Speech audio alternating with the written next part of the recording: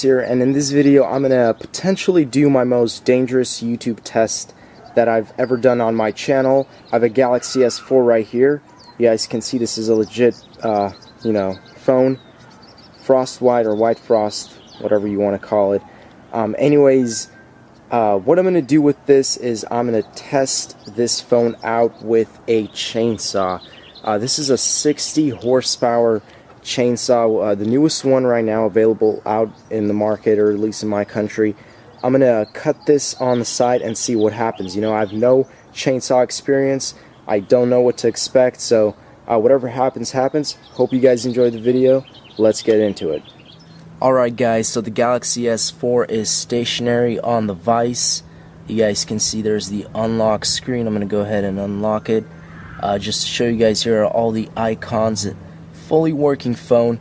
Let's go ahead and chainsaw this baby up.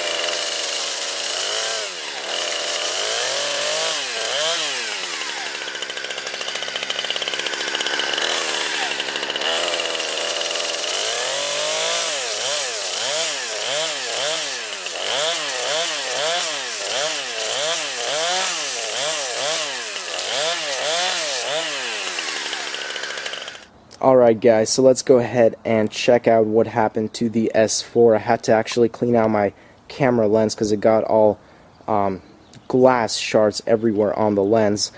So I haven't touched anything. I'll just show you guys what happened. You could see the front end of the Galaxy S4 screen that I went ahead and chopped off. There's the camera.